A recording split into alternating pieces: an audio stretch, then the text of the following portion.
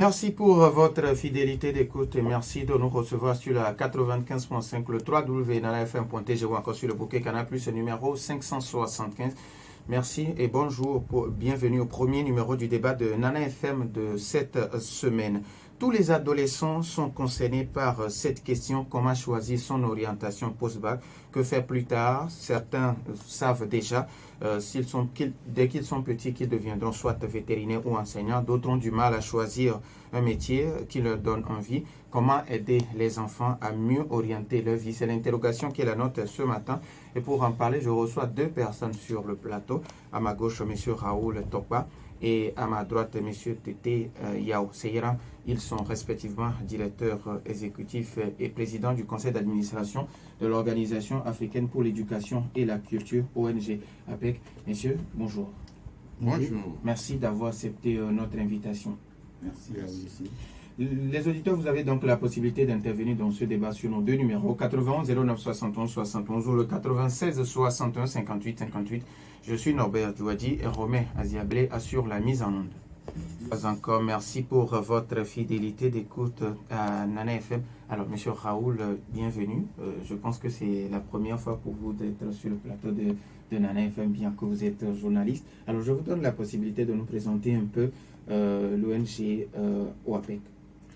Merci d'abord pour cette opportunité que vous nous donnez pour débattre de ce thème, un thème d'actualité, un thème très intéressant qui touche même à la vie de nos familles, qui touche au développement de notre nation, au développement même de notre continent, pour ne pas dire au développement du monde. Eh bien, OAPEC, l'Organisation africaine pour l'éducation et la culture, est une ONG qui œuvre notamment dans le domaine de la promotion de l'excellence académique. C'est bien, nous faisons beaucoup de choses, mais nous nous accentuons ces derniers temps dans la promotion de l'excellence académique. Pourquoi? Parce que l'avenir des jeunes se prépare durant le cursus scolaire et académique. Donc c'est très important de souligner cet aspect et c'est pour ça que l'ONG OAPEC diversifie ses actions, ses activités pour venir en aide à ses élèves, à ses étudiants. Nous en verrons les détails tout à l'heure. Alors, Monsieur Tété Yao Seyram, vous êtes le président du conseil d'administration de l'Organisation africaine pour l'éducation et la culture. Alors, ça fait déjà la deuxième fois que vous êtes sur ce plateau. Vous allez vous approcher un peu plus du micro, s'il vous plaît. Alors, comment est-ce que vous accompagnez? Parce que Monsieur Raoul Tokba l'a si bien dit, vous accompagnez les élèves. Vous accompagnez pas les élèves, mais l'excellence des élèves. Alors, comment l'accompagnement de ces élèves se situe à quel niveau? Merci, Monsieur Norbert.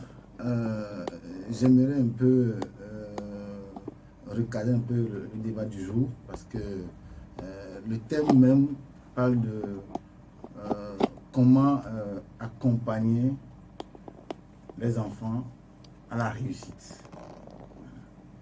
Comment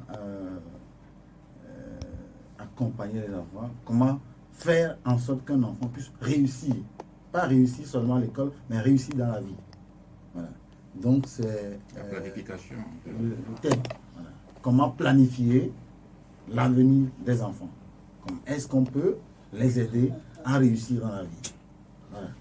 Donc, je pense que c'est un débat qui s'accentue sur trois personnalités différentes, à savoir les parents, le gouvernement c'est-à-dire l'État, et puis les organisations de la société civile. Les parents, pourquoi? Parce que d'abord, c'est eux qui ont mis l'enfant au monde. Donc, quand tu mets ton enfant au monde, il faut déjà l'accompagner à réussir. Monsieur Norbert, nous sommes sur ce plateau et il faut qu'on se dise certaines vérités qui sont des réalités courantes dans notre pays. Vous avez un enfant qui est mis au monde, qui a déjà commencé ses études, et vous êtes là un jour, vous recevez un parent dans votre bureau qui vous fait savoir que son enfant a le bac et qu'il veut aller étudier par exemple au Maroc, mais il n'a pas encore la nationalité. Mais c'est des choses qui touchent au point où tu te demandes si réellement ce parent a planifié l'avenir de cet enfant. Ce n'est pas au bac, ce n'est pas après le bac qu'on viendrait vers quelqu'un pour lui dire que je veux que mon enfant puisse aller continuer ses études à l'étranger, mais qu'il n'a pas encore même la nationalité. Et c'est des débats courants que nous rencontrons. C'est des choses courantes que nous rencontrons souvent. Qu'un parent vienne à vous pour vous dire que j'ai mon enfant, je veux son avenir, je veux sa réussite, mais je n'ai pas les moyens. Alors, je commence par dire aux parents que quand vous avez un enfant, il faut déjà commencer par planifier son avenir. La planification de son avenir ne veut pas seulement dire de l'envoyer à l'école. Il faut avoir un projet d'avenir sur l'enfant. Pourquoi ne même pas épargner de l'argent? Je sais qu'aujourd'hui, quand on épargne de l'argent auprès des banques ou bien des microfinances, on est tenté à venir le récupérer pour autre chose. Mais je pense que cet argent-là, il y a des structures aujourd'hui dans ce pays qui permettent d'épargner de l'argent et que cet argent soit bloqué, attendre jusqu'à ce que l'enfant ne vienne à maturité. Il y a Beneficial Life, il y a les assurances vie. Là, vous êtes en train de faire de la publicité. Non, je ne suis pas en train de faire de la publicité, Là, mais je suis en train d'attirer l'attention sur les parents. Bon, il y a les assurances vie.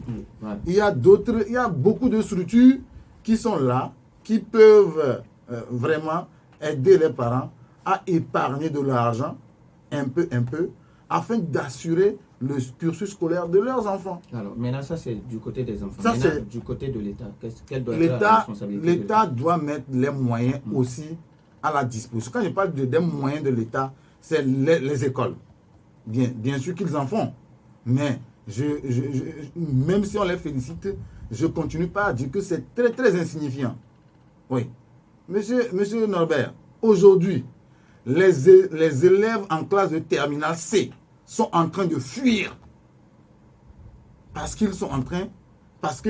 voient que s'ils vont rester dans ça, ils ne peuvent pas avoir de l'excellence, ils ne peuvent pas avoir de la bonne moyenne.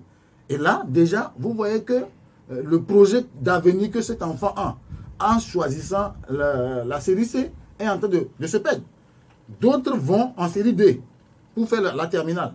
D'autres même vont en série A. Et c'est devenu courant partout aujourd'hui dans le pays que vous allez constater que les élèves qui sont en classe de première C, dès qu'ils ont le probatoire, allez, directement c'est la série D. Donc ça veut dire qu'il y a un problème qui se pose sur notre éducation aussi, sur nos formations.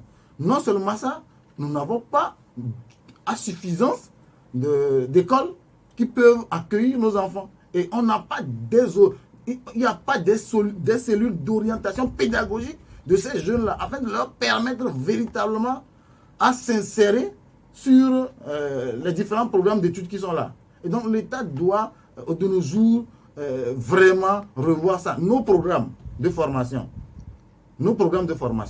ça pose beaucoup de problèmes. Pour un enfant qui a commencé la série, qui a commencé le cours primaire, qui a l'ambition de devenir un médecin demain, ça se prépare depuis le cours primaire. Et quand on arrive au lycée, quand il choisit, il faut qu'on lui permette d'aller au bout.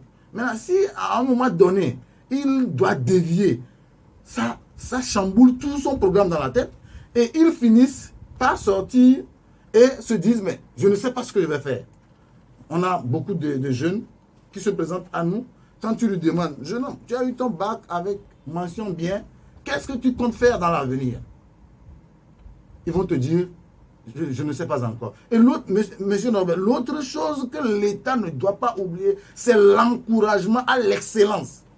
Il faut que l'État mette en place des bourses d'études qui permettent aux jeunes de rester dans la position dans laquelle ils sont. Parce que quand vous motivez la personne, il est prêt à travailler, à donner le meilleur de lui-même. Maintenant, si l'État, excusez-moi, la dernière fois, j'ai discuté avec la direction des bourses et stages. Et cette année, pour les bourses de la coopération qui s'organisent, vous voyez, on a fait la sélection depuis le mois de mai. La présélection, depuis le mois de mai. Il y a eu des jeunes aujourd'hui qui ont eu le bac avec mention très bien, mais qui, au mois de mai, avait peur de se présenter. Parce qu'il se dit, mais si j'apporte mon dossier aujourd'hui avec le relevé de la classe de première, et qu'arrivé après l'examen du bac, je ne réussis pas bien, ce serait une honte pour ma personne. Alors, le jeune a tiqué. Et il n'a pas pu donner son nom. Mais aujourd'hui, on est en train de faire la sélection. Mais rien n'est sûr qu'on peut sélectionner ces jeunes-là qui n'ont pas pu déposer le dossier. Mais pourtant, ils sont des meilleurs de meilleurs. Ils ont bien travaillé. Et ils ont besoin d'être encouragés. J'ai même un cas que j'ai toujours dit. Le jeune homme a eu près de 18 au bac l'année passée. Et il a été proposé pour en CDC, bien sûr. Quand il a fini le bac, il a déposé son dossier auprès de la direction des bourses et stages pour avoir la bourse de coopération afin d'aller continuer ses études au Maroc. Mais ce jeune homme se confronte au fait qu'on lui propose de faire la biologie au Maroc. Et le jeune dit, mais si c'est de la biologie que l'État va m'envoyer faire au Maroc, autant mieux faire la biologie à l'université de Lomé ici. Parce que nous avons une faculté de biologie quand même à l'université de Lomé. Dans ce que je vous dis là, ce jeune homme a perdu l'année scolaire. Alors, on va revenir sur ce sujet. Alors, monsieur Raoul Topa, aujourd'hui, on parle de la planification de l'avenir des enfants. À quel moment il faut commencer? Merci pour cette question, mais je voudrais préciser que tout au long de cette émission, il est très important d'abord de commencer par définir ce que nous appelons par planification. Et je vais articuler mes interventions autour de certains points principaux, à savoir la question que vous venez de poser, quand est-ce qu'il faut commencer cette planification? Et en quoi consiste réellement cette planification? Quels sont les obstacles de la planification? Alors, la planification, c'est quoi? C'est juste l'ensemble des stratégies mises en place pour l'atteinte d'un objectif déterminé. Encore faut-il qu'on doit mettre les moyens pour pouvoir atteindre cet objectif. Il ne suffit pas de dire voilà les stratégies et s'arrêter là. La planification va au-delà de la théorie. C'est l'ensemble des moyens d'action qu'on met en place pour pouvoir atteindre l'objectif. Alors, quand commence la planification de l'avenir d'un enfant, moi je dirais même avant sa naissance. La planification de l'avenir des enfants commence d'abord par le choix de ses parents. Si je suis un homme, le choix de la mère ou bien de mon épouse détermine grandement l'avenir des enfants que nous aurons. Donc l'avenir des enfants se prépare même avant la naissance, avant la conception même des enfants. Parce qu'on ne se lève pas pour dire « Ah, j'ai un enfant ». Un enfant, ça se planifie. Et oui, madame, nous allons faire un enfant. Nous allons faire 2 enfants. Nous allons faire 3 enfants. Ça se planifie même avant la naissance des enfants. Voilà, si j'ai pu répondre à votre question. Alors, maintenant, avant la conception, l'enfant déjà, ça a commencé, il commence déjà le CP1. Maintenant, comment l'aider? Parce qu'il faut accompagner l'enfant. On n'est plus en cette période où il faut imposer quelque chose à l'enfant. Maintenant, comment l'aider à mieux réussir sa vie? Alors, vous allez répondre et puis on va donner la possibilité aux auditeurs à répondre sur nos 2 numéros 91 09 71 71 ou le 96 61 58 58. Alors, comment aider l'enfant à mieux planifier sa vie? Alors, pour aider l'enfant à mieux planifier sa vie, d'abord, je dirais que l'enfant, au stade où vous parlez du cours primaire, première année, CP1, l'enfant même n'a pas encore conscience du rôle que lui-même, il va jouer dans la préparation de son propre avenir. Donc, la responsabilité revient grandement sur les épaules des parents. Et la meilleure façon de pouvoir aider cet enfant, c'est de pouvoir être disponible pour les enfants. Parce que nous avons connu, nous à notre époque, les parents, leur souci numéro 1, c'était d'apporter à manger à la maison. Surtout le papa. Donc le reste, c'est de la responsabilité de la maman, qui aussi délègue cette responsabilité aux grandes sœurs, aux grands frères, qui n'arrivent pas à jouer ce rôle. Donc, Aider l'enfant revient aux parents à trouver un équilibre entre ses occupations professionnelles et sociales pour pouvoir passer du temps avec l'enfant. Parce que dans la mesure où le parent passe du temps avec sa famille, avec ses enfants, il lui est relativement plus aisé de pouvoir détecter les habiletés de cet enfant, les obstacles éventuels sur le cheminement éducatif de cet enfant. Or, si le parent n'est pas présent au quotidien, comment est-ce que ce parent peut arriver à détecter les potentialités de l'enfant? Il lui serait difficile. Donc, que les parents que nous sommes, nous soyons disponibles, attentifs. Il y a des besoins pour les enfants. Les besoins ne se limitent pas aux besoins physiques, il y a surtout les besoins affectifs. Lorsque le parent est soucieux de combler les besoins sur tous les points, il lui est relativement aisé de pouvoir atteindre cet objectif, amener l'enfant progressivement à emprunter le chemin d'un avenir radieux. 91 09 71 71 ou le 96 61 58 58. Les auditeurs ont maintenant la possibilité sur ces deux numéros après la courte pause. 09 71 71 ou le 96 61 58 58. Nous auditeurs ont maintenant la possibilité sur ces deux numéros. Est-ce que nous avons déjà un auditeur? Un FM, allô? Alors, avant que les auditeurs n'appellent, alors, monsieur Tété, vous l'avez si bien dit que les parents commencent pas à penser à la nationalité des enfants après le bac et c'est un problème auquel vous êtes confrontés tous les jours. Est-ce que nous avons déjà un auditeur? Ok. Alors, comment y remédier à ce problème? Maintenant, est-ce qu'il faut apprendre aux parents, comme monsieur Raoul l'a dit, qu'il y a les besoins et il faut vraiment se focaliser sur ces besoins? Oui, il faudrait que les parents sachent déjà que, c'est-à-dire qu'ils enlèvent la mentalité selon laquelle il faut que mon enfant dépasse l'étape de CEPD avant de pouvoir le faire sa nationalité. Des fois même, c'est les enseignants qui courent derrière la naissance de l'enfant avant que l'enfant ne puisse aller à l'examen, au premier examen de sa vie. Donc, il faut déjà que les parents savent que dès qu'un enfant est mis au monde, il faut la naissance. Après, il faut forcément la nationalité. On ne doit pas attendre que l'enfant ait le CEPD et après le BEPC, voire le bac d'abord avant de faire la nationalité à ces enfants-là. Il faudrait leur faire leur carte d'identité, il faudrait les identifier pour qu'ils aient leur carte d'identité nationale. Pourquoi pas le passeport? Une occasion peut sourire à l'enfant pendant qu'il était encore sur les bancs d'aller dans des pays. Nous avons un premier auditeur en ligne. Comment planifier l'avenir des enfants? NANFM, allô? Bonjour. Papa Sibiti, bonjour. Bonjour, d'abord. Bonjour. Oh oui, bonjour. Oui. Vous avez l'intention d'activer des parents pour le certificat de nationalité d'État. Non, vous savez, vous êtes un cultivateur. L'enfant, pour vous, l'enfant doit aller à l'école. Je sais que vous êtes, mais à vous maintenant d'aller vers ces gens-là, aller dans les écoles, faire des films qui existent, manque de papier. Vous avez fait les parents. Maintenant, l'État, pour aller vers l'État, d'accord.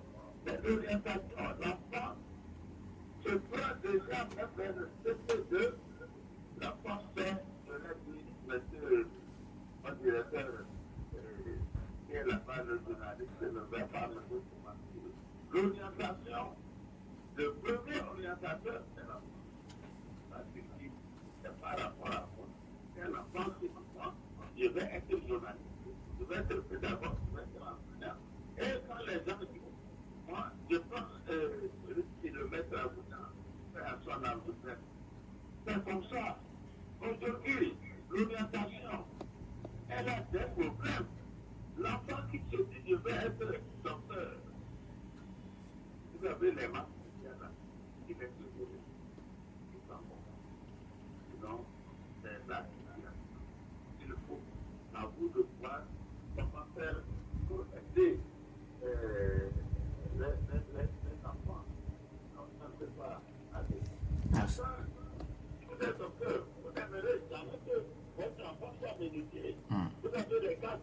en France du 21e siècle, un enfant qui est fils de docteur ne va pas se marier à une fille d'un musicien ou bien d'un maître. Merci à vous aussi, Papa Sibiti. 91 09 71 71 ou 96 61 58 58. Comment aider les enfants à planifier leur vie? Alors, Papa Sibiti, il a dit, il a pris l'exemple d'un cultivateur. Pour lui, il faut envoyer l'enfant à l'école, il ne connaît rien des papiers et il vous demande, c'est à vous maintenant d'aller sensibiliser les parents, surtout dans les milieux reculés. Je pense que vous avez, vous faites déjà ce travail. Oui, c'est pourquoi je venais tantôt de dire au démarrage de mon intervention que c'est un rôle qui incombe 3 acteurs principaux. Les parents, l'État et les acteurs de la société civile. Alors maintenant, venons aux acteurs de la société civile. Oui, aux acteurs de la société civile, on l'en fait. On va sensibiliser le parent, on va vers les couches vulnérables. Il a donné l'exemple d'un cultivateur. Le cultivateur n'a qu'à au moins faire l'effort de s'informer, d'aller chercher l'information. Je vais envoyer mon enfant à l'école. Qu'est-ce que ça m'englobe comme travail à faire? Quand il cherche, il va trouver qu'il y a des structures qui sont là, qui peuvent l'aider à pouvoir atteindre l'objectif de mettre son enfant à l'école. Mais nous, on peut le faire sur le plan global, mais on ne peut pas savoir si personnellement ce parent a tel besoin. Donc c'est à lui de s'informer aussi. C'est d'ailleurs pourquoi on félicite les radios comme vous qui sont là pour qu'on puisse relayer les informations auprès de ces parents-là pour qu'ils sachent que normalement un enfant a besoin d'être accompagné dès le bas âge jusqu'à ce qu'il ne grandisse. Nous avons un autre auditeur. Nana fait malo? Oui, alors bonjour. Master Dido Gomé, bonjour. Bonjour à vous deux. Bonjour. Le volume.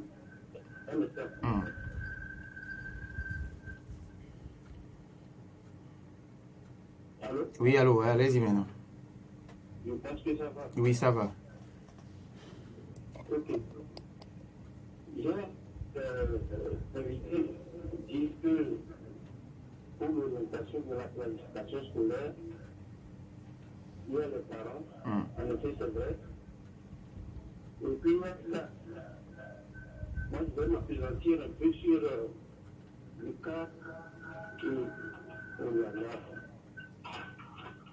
Et sur le cas de l'État. Oui. Et ce qui se passe souvent, l'orientation c'est bien. Et un de vos invités parlait de nos enfants qui fuient la série. Mais quelle est la cause de cette fuite? Est-ce que le vaccin est tellement difficile que les enfants ont peur de le rater? Je vais vous donner un bon exemple, s'il vous plaît. Et moi, j'avais eu mon bac. J'avais pour ambition de faire pilote.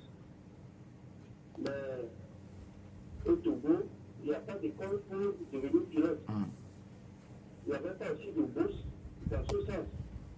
J'ai été obligé de m'orienter vers l'armée de l'air. Heureusement, j'ai réussi le concours.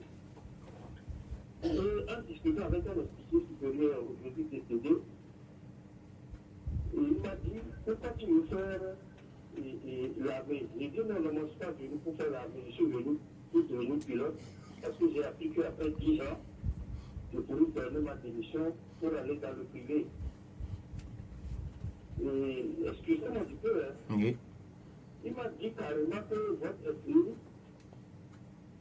quand vous revenez même pilote, on ne peut pas vous mettre dans un avion, on peut vous mettre dans un bureau.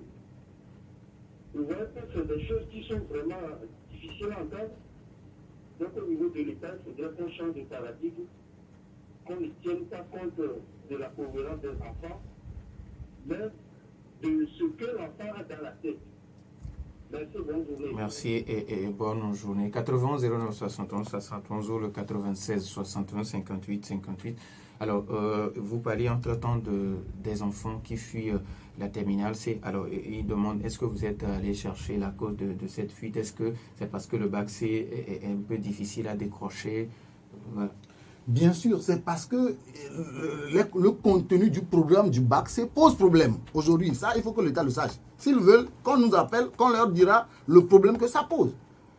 Un enfant qui a commencé la seconde scientifique veut à tout prix devenir scientifique.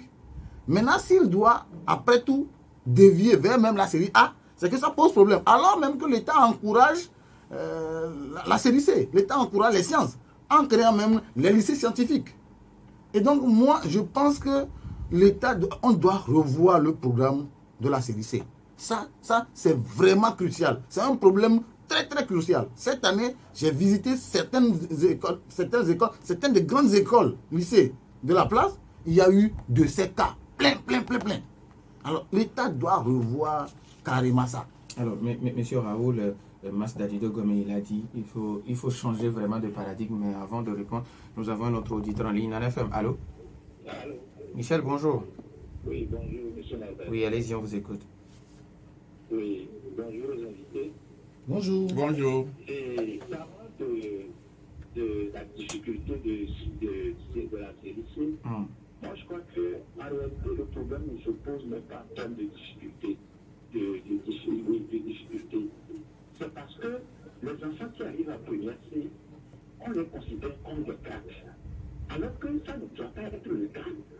Quand quelqu'un veut faire une série scientifique, veut être scientifique, il faut l'accompagner dans tous les sens. Il ne faut pas considérer l'enfant comme quelqu'un de doué. Même s'il est doué, il faut toujours être là. C'est 117 heures après le probatoire que les gens dévient. Parce qu'ils comprennent que, vous allez voir, quand vous arrivez dans une classe de première là, vous allez voir que la manière dont le prof fait le cours là-bas par rapport dans une série D ou une série A4 n'est pas la même. Il est considéré comme des doués ou des surdoués, ce qui n'est pas normal. Voilà, moi, c'est la raison principale, parce que moi, j'enseigne, moi, pour faire les mathématiques, je sais que c'est comme ça que vos collègues là se comportent, alors que ça ne doit pas être le cas. Maintenant, venant à l'orientation de nos apprenants, le rôle même des parents. Donc, mes chers invités, le parent ne peut pas détecter le talent de l'enfant s'il n'est pas formé lui-même. Vous n'allez pas demander à un administrateur d'aller se renseigner pour dire que cet enfant-là, tel que je le vois agir à la maison, il deviendra ça. Et puis quand même on a nourri des ambitions de devenir ceci ou cela, des fois c'est enfantin, c'est après le bac que vous vous rendez compte que non, est-ce que réellement je veux ça? En voyant les présentations ou des situations, vous changez carrément. Ça s'est passé avec nous, on voulait être médecin, mais on a compris que on ne peut pas supporter le sang. Donc c'est pour dire tout simplement que tout ça là, les gens n'ont pas même l'âge d'être parents. Et ils sont parents. Comment est-ce que vous pensez que ces gens-là peuvent orienter l'apprenant? C'est l'école qui doit prendre sur lui avec le directeur d'orientation, dans tous les conseillers d'orientation, dans toutes les écoles, pour orienter les apprenants, ne serait-ce que ceux-là qui veulent aller ici, aller s'informer auprès de ces conseillers-là, pour avoir plus d'informations, pour être sûr si c'est ce qu'ils veulent réellement faire ou pas. Merci à vous, Michel. Alors, monsieur Raoul, on parlait entre-temps de la responsabilité du parent, de la responsabilité de l'État, de la responsabilité des organisations de la société civile. Michel qui vient d'ajouter la responsabilité surtout des enseignants. Oui, mais je tiens d'abord à préciser que nous parlons de la planification de l'avenir de l'enfant en général, pas seulement de l'orientation scolaire. Oui. Mais parlant de la responsabilité des enseignants, oui, les enseignants ont aussi ce devoir d'accompagner les parents. Parce qu'en passant du temps avec les enfants dans les classes, l'enseignant est aux premières loges pour pouvoir déceler les potentialités de l'enfant et faire des recommandations, surtout aux parents. Parce que c'est aux parents de prendre la décision. Moi, j'avais connu des enseignants qui appelaient à chaque fois mon papa pour dire « Ton enfant, il faut l'orienter comme ça, il faut le faire comme ça, il va devenir tel ou tel. » Donc, les enseignants ont cette responsabilité aussi. Tout à l'heure, on parlait de la terminale C. Le problème ne se pose pas seulement de la terminale, au niveau de la terminale C. C'est l'école dans sa globalité. J'ai eu la chance de diriger un projet pour le compte du Togo, un projet panafricain dénommé Africa Code Week, qui promeut le digital dans l'enseignement. Et lorsque nous allons dans les écoles, nous nous confrontons à une réalité. C'est triste, mais c'est une réalité. Et c'est vraiment un frein au développement ou même à l'avenir de nos enfants. Figurez-vous que la plupart des écoles où nos enfants sont formés, même en terminale, ne disposent même pas d'une salle informatique, même pas un ordinateur, même avant de parler de salle informatique. Alors, comment vous voudriez que dans ces conditions, la formation que reçoit cet enfant soit adaptée aux besoins du marché de l'emploi, par exemple? C'est un problème. Lorsqu'on parle de la terminale C, les enfants, on nous a montré des théories, mais l'enfant est curieux, il veut découvrir, il veut pratiquer, il veut tenir le tuba à essai lui-même pour faire l'expérience, pour voir si cette coloration qu'on a dit, qu'on ajoute tel produit à tel produit, on aura telle coloration. Il faudrait que lui-même, il expérimente. Mais combien de nos écoles disposent de laboratoires? Ça, c'est une question assez pertinente. Donc, c'est vrai, les acteurs tels que cités ont une responsabilité essentielle, mais il faudrait aussi que les parents, c'est vrai que ces autres acteurs, moi je les appelle à mon niveau des acteurs secondaires. Les parents doivent jouer un très grand rôle. Je vais revenir en détail sur ce que les parents doivent faire. Alors, quand Michel pense qu'il y a certains parents qui n'ont pas encore l'âge d'être parents, comment est-ce qu'on peut leur demander d'orienter les élèves? C'est maintenant où vous, en tant qu'organisation de la société civile, votre rôle intervient. Mais avant de parler de ce rôle, nous allons prendre le tout dernier auditeur. NFM, allô? Allô? Oui, bonjour. Bonjour, monsieur. C'est monsieur Benoît. Oui, Ben. Et bon, je voulais apporter ma contribution au débat. Oui, allez-y. Et concernant la planification, et vous avez dit que normalement, il faut préparer l'enfant depuis l'école primaire pour la série qu'il aura à faire plus tard. Mais nous avons il faut aussi tenir compte du fait que chaque enfant a des dispositions naturelles, puisqu'il y a des enfants qui sont plus bons pour faire le marché scientifique et d'autres, par contre, sont disposés à faire le marché littéraire. Je crois qu'on a beau faire tout ça là depuis l'école primaire. Mais si l'enfant n'a pas cette disposition, est-ce que cela peut aboutir, supposons qu'on veut le préparer à la médecine, alors que l'enfant est plutôt doué pour la matière littéraire, est-ce que vous pensez que cela puisse vraiment réussir? Et puis autre chose, le problème que les étudiants ont à dévier une fois qu'ils arrivent en terminale, je crois que c'est qu'il y a une disparité, selon moi, pour avoir expérience, entre le programme de la première C et le programme de la terminale C. Quand vous voyez le programme de la première C, c'est comme le programme de la première D, les trucs sont légers, mais en terminale, c'est corsé. C'est comme si il y a 200, il y a 200 d'écart entre les deux classes. Donc, ce qui fait que ce point, c'est tellement forcé quoi. Tout à fait, et c'est pour cela que, voyant le programme, je crois, c'est mon avis personnel, il dévie pour aller faire la série D ou bien la série A. Donc tout ça là, c'est des paramètres que moi je crois que peut-être on peut mettre en jeu pour pouvoir comprendre ces déviations. Merci. Merci à vous, monsieur Benoît. Je pense qu'on ne va plus recevoir d'auditeurs et on va donner la possibilité maintenant à nos invités. Alors, monsieur Tété Yaoseyer, quand on parle de la responsabilité, parce que vous étiez en train de parler entre-temps de la responsabilité des organisations de la société civile, et Michel pense qu'il y a certains parents qui n'ont pas l'âge d'être parents. Maintenant, le rôle revient maintenant aux organisations d'accompagner ces parents. C'est ça, je vous le disais, on le fait toujours. Et pour ces parents qui n'ont pas l'âge d'être parents, mais qui sont devenus parents, qu'on peut dire des aléas de la vie, ils doivent quand même comprendre aussi qu'ils doivent faire un grand effort. Et les parents qui n'ont pas été également à l'école. Oui, même si on n'a pas été à l'école. Je donne l'exemple des cas que je vais. J'ai un parent qui est venu me voir, un enseignant du cours primaire, l'année passée.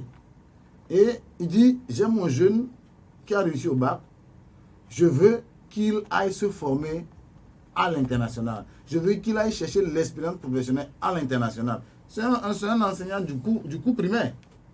Et j'ai dit, mais vous voulez qu'il rentre dans quel pays? Il dit, l'Europe si possible.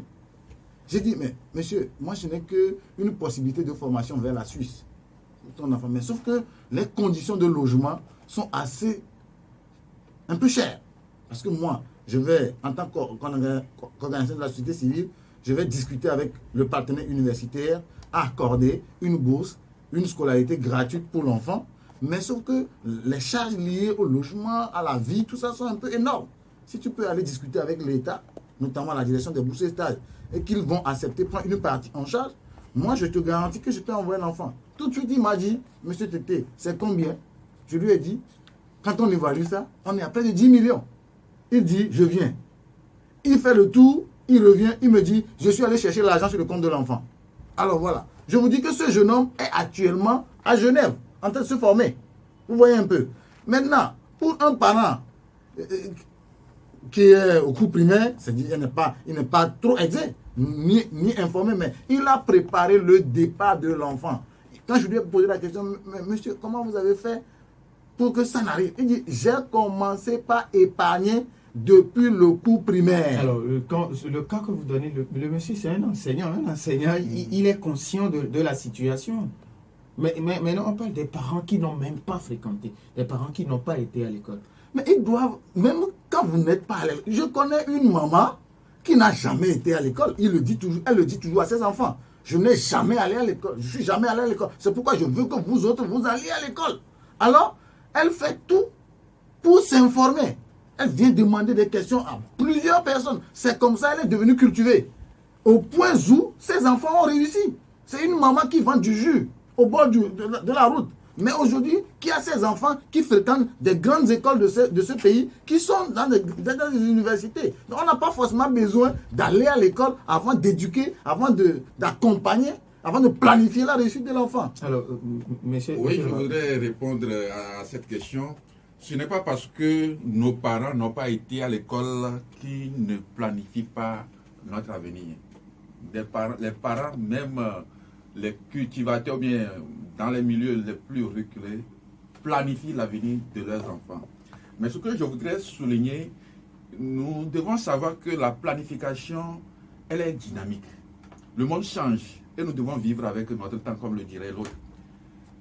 La planification chez certains parents, c'est il faut que je construise une maison quand je ne serai plus là, les enfants auront au moins là où ils vont vivre. Alors que les réalités actuelles, cette planification n'est plus... Cette planification est obsolète.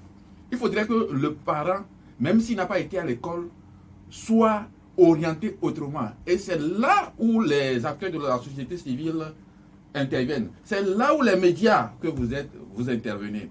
Donc, le parent, qu'il soit instruit ou pas, a cette responsabilité. Tout à l'heure, on parlait de ces jeunes qui sont devenus parents précocement. Comment eux aussi peuvent se prendre en charge pour pouvoir former ou bien préparer l'avenir de leurs propres enfants. Tout ce qu'on va dire ici, si on ne sait pas faire, ce serait des solutions curatives, palliatives.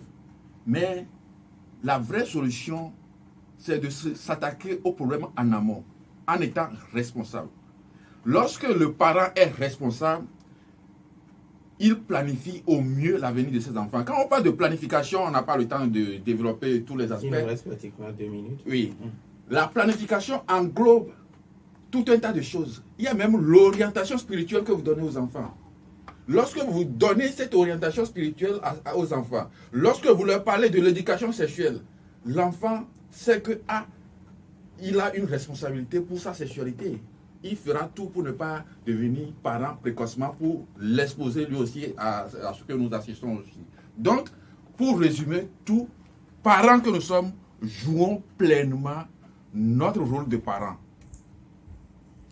Alors, monsieur Tété Yaoseira, alors si vous avez un mot, parce que il nous reste pratiquement 1 minute. Voilà. Donc, comme on l'a toujours dit au début, il faut que chaque acteur joue leur rôle. Maintenant, si les parents ont joué pleinement leur rôle, l'État a joué son rôle. Mais monsieur Norbert, allez-y aujourd'hui dans les commissariats, au service de nationalité, au service des passeports. Allez-y voir la queue qui est là-bas. Mais l'État doit décentraliser pour permettre aux enfants, aux étudiants d'avoir les documents pour pouvoir réussir leur vie. Alors, si l'État fait ça, maintenant, nous autres acteurs de la société civile, on va compléter ce rôle-là pour que ça soit maintenant un travail parfait. Nous sommes disposés. Si un enfant s'approche de nous et qu'il dit « Mais monsieur, j'ai une très bonne moyenne, je vais aller étudier à l'étranger », on va voir ce qu'on peut faire pour l'aider à avoir une formation adéquate à l'étranger. Mais quitte aux parents aussi de s'organiser de sorte que voilà, l'enfant puisse réussir. Quitte à l'État aussi de jouer pleinement son rôle pour faciliter le travail, pour que tout le monde, chaque acteur joue pleinement le rôle de réussite de l'enfant pour préparer les futurs de demain. Nous disons merci à M. Tété Yaoseira, président du conseil d'administration de l'Organisation africaine pour l'éducation et la culture ONG OAPEC. Merci également au directeur exécutif de l'OAPEC, M. Raoul Tokpa. Merci également à Romain Aziablé pour la mise en ordre. Merci à vous aussi pour votre fidélité d'écoute à Nana FM. Je suis Norbert Douadi. Merci également à Jeanne derrière la caméra pour notre page YouTube. Bonne suite de nos programmes.